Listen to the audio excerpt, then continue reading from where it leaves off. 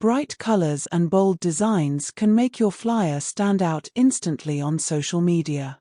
Let's start by opening Canva and clicking on Create a Design. In the search bar, type flyer and select a flyer template. Since we're creating a colorful digital flyer, choose a design with vibrant colors, bold typography, and eye-catching graphics. Once the editor opens, begin by updating the headline.